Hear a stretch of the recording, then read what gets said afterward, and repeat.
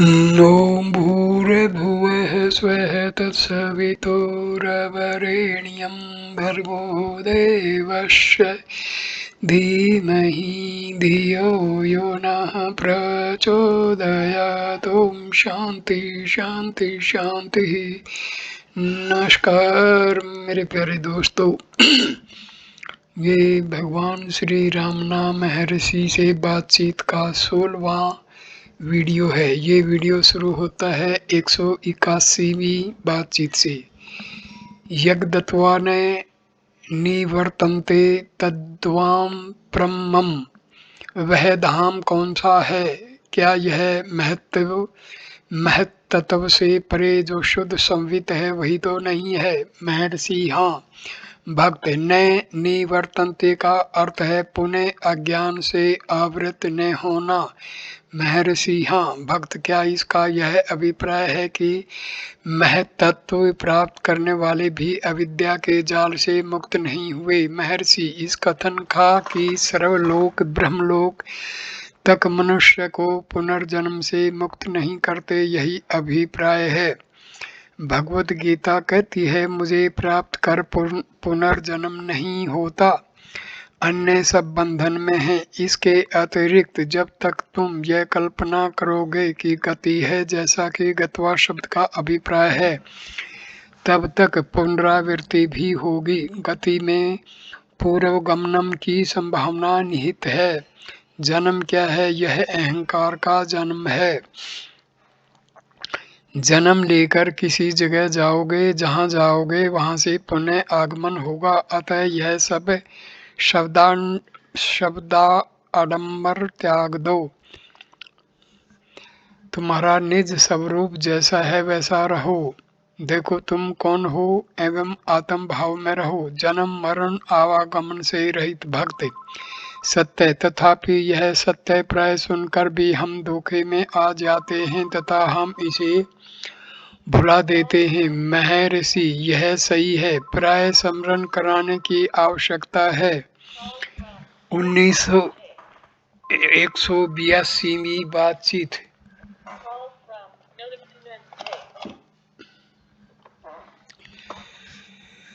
दिन में एक रोचक फोटो गुम हो गया। श्री भगवान इससे चिंतित प्रतीत हुए। श्री फ्राइडमैन ने जिज्ञासा की कि महर्षि इन सब विषयों को कैसे देखते हैं।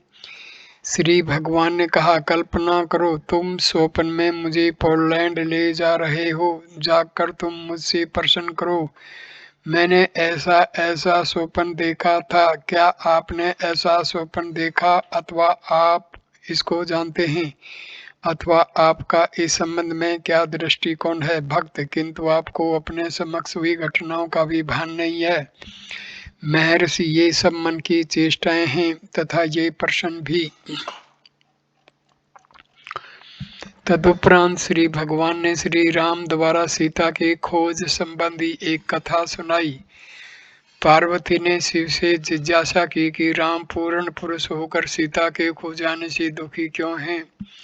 शिव ने कहा कि राम अब भी पूर्ण पुरुष हैं। यदि उनके पूर्णत्व की परीक्षा करना आवश्यक हो तो पार्वती सीता बनकर राम के समक्ष जाएं तथा देखें क्या होता है। पार्वती ने ऐसा ही किया। राम ने उनकी उपेक्षा की तथा चक्षुहीन व्यक्ति के समान बिना पार्वती को देखे हे सीता करते आगे बढ़ गए। 13 मार्च 1936। 183वीं बातचीत। बम्बई के एक सज्जन ने कहा, मैंने श्री अरविंद आश्रम में माँ से निमन प्रश्न किया। मैं मन को संकल्प रहित शून्यावस्था में रखता हूँ जिससे ईश्वर अपने आप को अपने वास्तविक रूप में दर्शन दे सकें, किंतु मुझे कोई अनुभूति नहीं हुई। उत्तर इस प्रकार था, विचार ठीक है, ऊपर से शक्ति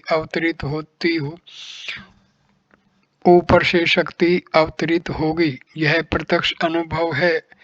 प्रश्नकर्ता ने आगे के लिए मार्गदर्शन चाहा। महर्षि है वैसे रहो। अवतरित होने अथवा प्रकट होने को कुछ नहीं है, केवल अहंकार की निवृत्ति की आवश्यकता है।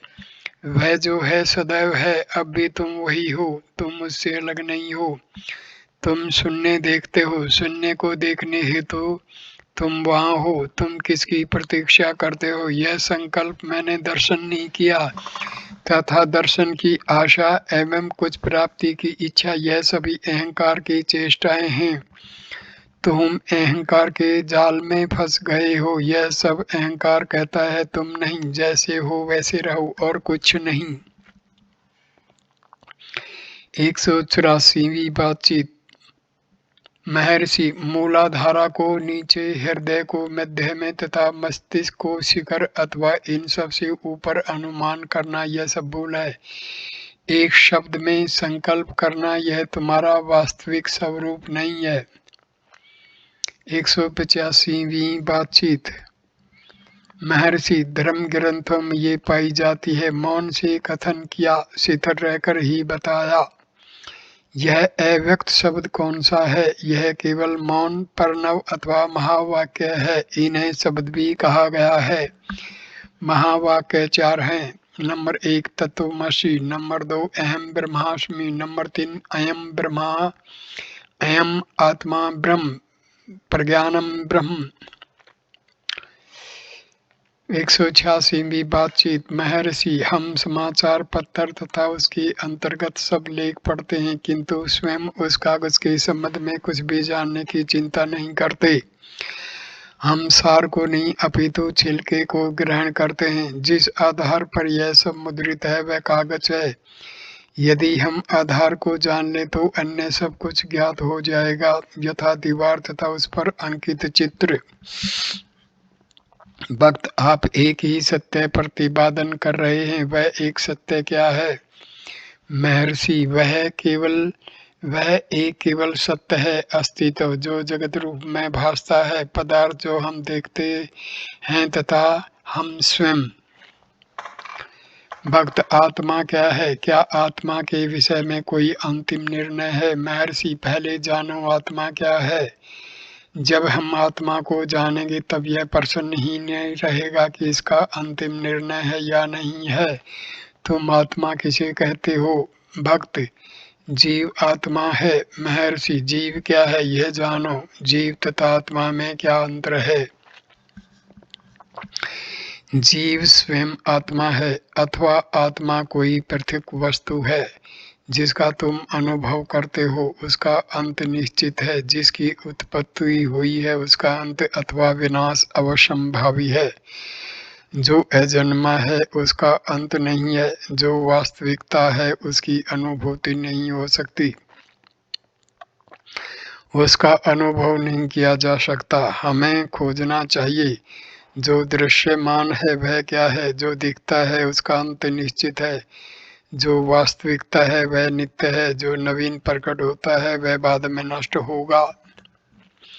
भक्त, नर देह में अवतीर्ण होने पर क्या होता है? जीव का क्या होता है? महर्षि, पहले हम यह जान लें कि हम क्या हैं। हम जानते नहीं कि हम क्या हैं, और जब तक हम यह न जान लें कि हम क्या हैं, ऐसे प्रश्न की कोई गुंजाइश नहीं है। श्री भगवान का आशय स्पष्ट ही देह आत्म बुद्धि से है, जिससे जन्म मरण की भ्रांति उत्पन्न होती है।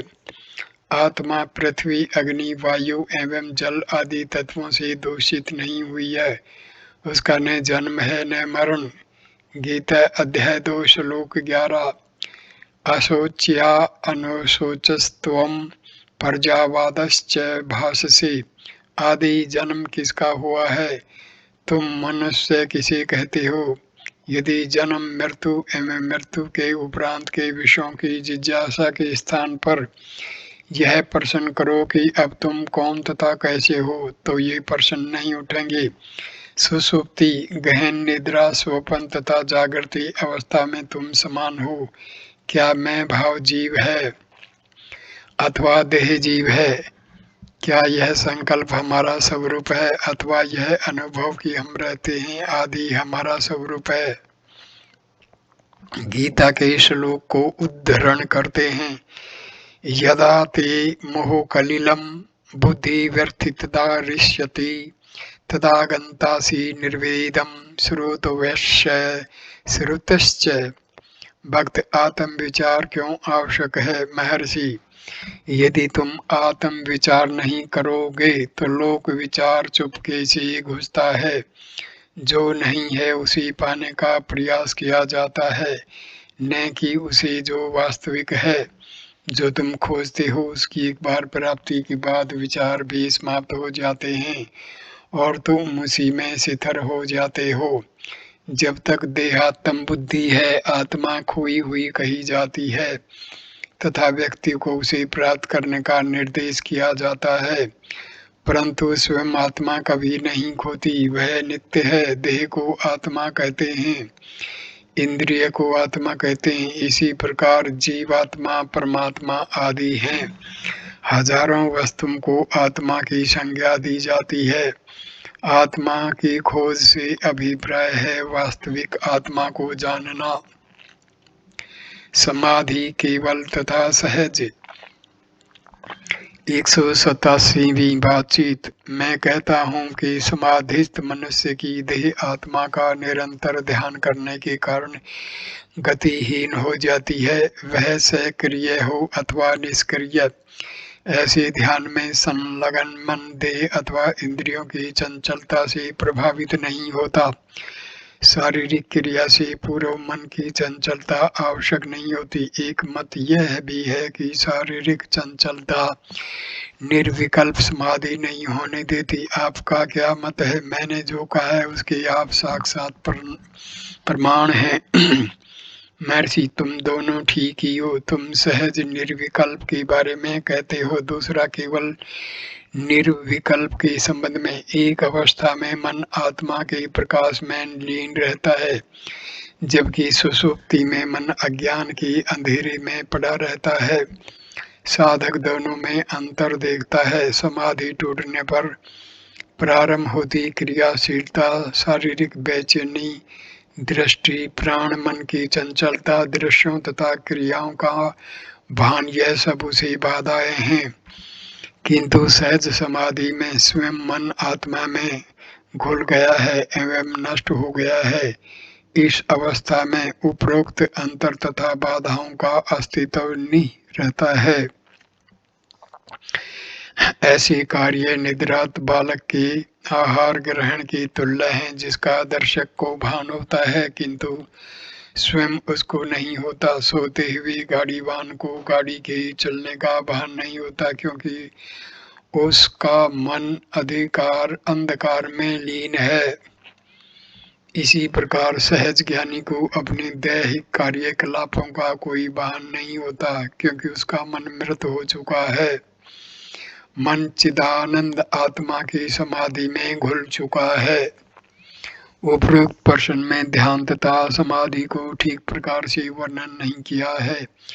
ध्यान में मन को उसमें करने के लिए कठिन प्रयास आवश्यक है, जबकि समाधि सहज व बिना प्रयास की।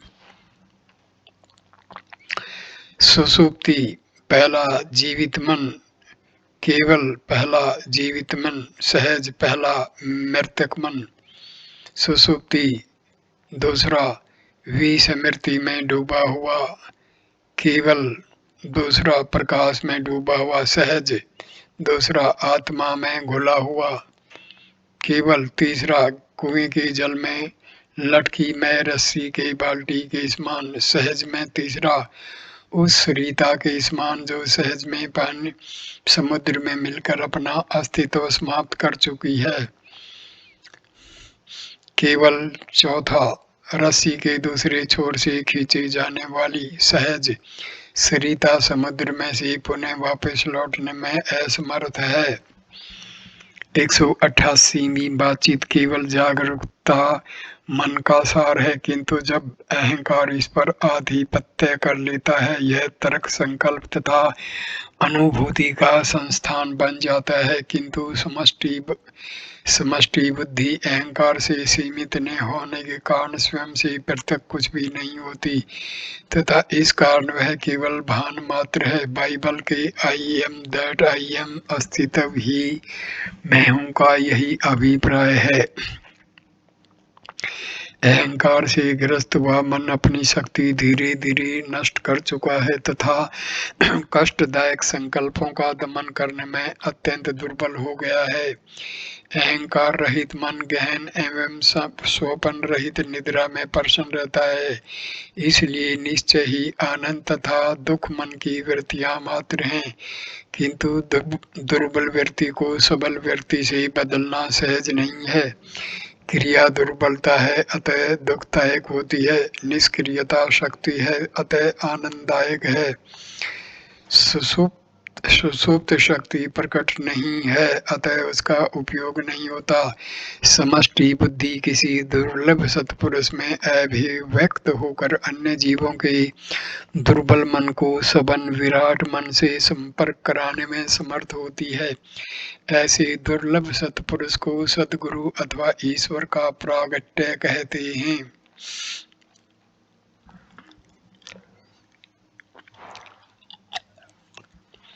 19 मई 1936 189वीं बातचीत मध्यम उम्र के फ्रांसीसी श्री एम ऑलिवर लोकोम्बे भारतीय सभ्यता संस्थान पेरिस विश्वविद्यालय के प्रतिनिधि होकर भारत की यात्रा पर थे। फ्रेंच भारत से यहाँ पधारे।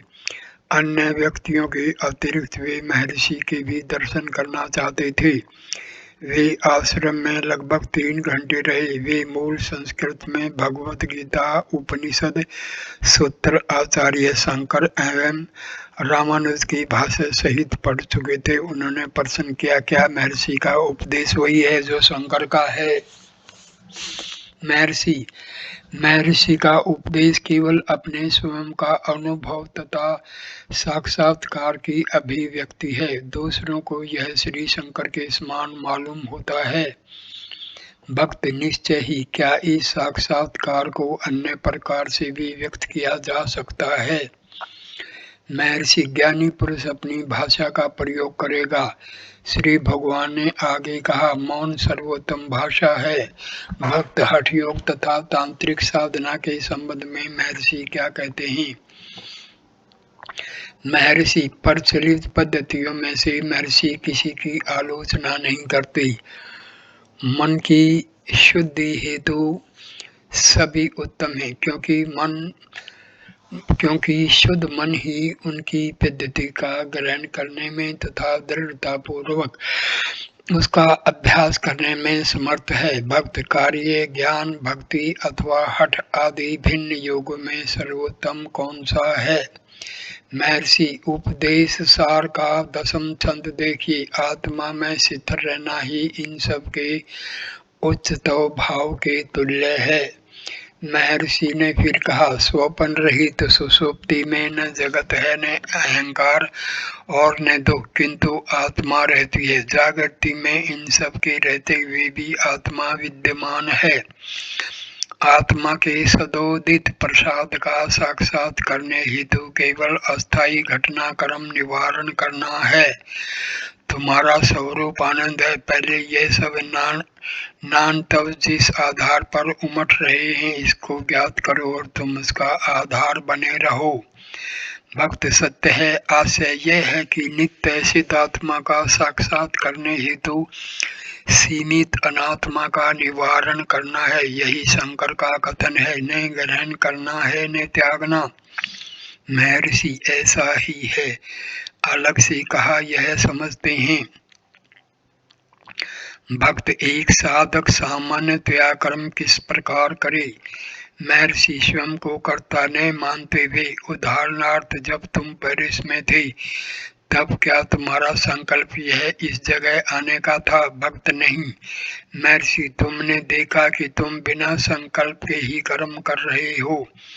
गीता के अनुसार कोई मनुष्य बिना कर्म किए नहीं रह सकता। जिस उद्देश्य से व्यक्ति को जन्म हुआ है वह पूरा होगा, चाहे तुम उसे पसंद करो अथवा न करो। उद्देश्य को पूरा होने दो। भक्त इतनी पद्धतियों का वर्णन क्यों किया गया है? उदाहरणार्थ श्री रामकृष्ण के मत से मोक्ष हेतु भक्ति सर्वश्रेष्ठ साधन है। महर्षि यह सब साधक की दृष्टि बिंदु पर निर्भर करता है। तुमने गीता का अध्ययन किया है। श्री कृष्ण कहते हैं, ऐसा समय कभी नहीं था जब मैं, तुम तथा ये राजा नहीं थे। क्या ऐसा भी नहीं है कि ये भविष्य में नहीं होंगे? जो असत्य है वह कभी नहीं रहता, परंतु जो सत्य है वह कभी नष्ट नहीं होता। जिसकी सत्ता थी, अभी भी तथा भविष्य में भी रहेगी। पुनः इस सत्य का उपदेश मैंने आदित्य को किया। उसने इसका मनु आदि को उपदेश दिया।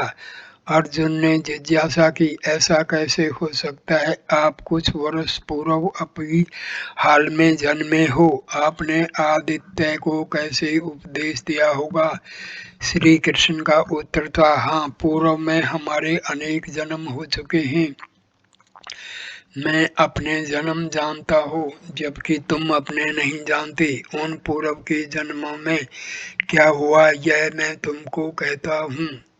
देखो, जो कृष्ण यह कह रहे थे कि न तो मैं था, न तुम थे, न ये राजा थे, अब कहते हैं कि पूर्व में उनके अनेक जन्म हो चुके हैं। कृष्ण ने अपनी बात का खंडन नहीं किया है, तथापि ऐसा प्रतीत होता है वे अर्जुन के दृष्टिकोण के सदृश होकर उसी के स्तर पर बात करते हैं। इसी प्रकार समानांतर अंश बाइबल में है, जहाँ ईसा कहते हैं, अब्राहम थे, उससे पहले मैं हूँ। ज्ञानियों की वाणी समय, स्थान, जन साधारण तथा अन्य परिस्थितियों के अनुसार होती है। यात्री ने कहा, वे दुख के साथ जा रहे हैं। महर्षि ने मुस्कुराते हुए बीच में टोकते हुए कहा, न जाना है न आना है। फ्रांसीसी ने तुरंत ही कहा, वे महर्षि देश काल से परे हो चुके हैं, वे पांडिचेरी लौट गए। मैं इस वीडियो को यहीं पर विराम देता हूँ। अगला वीडियो 17वां वीडियो 190वीं बातचीत से शुरू होगा। नमस्कार दोस्तों, धन्यवाद।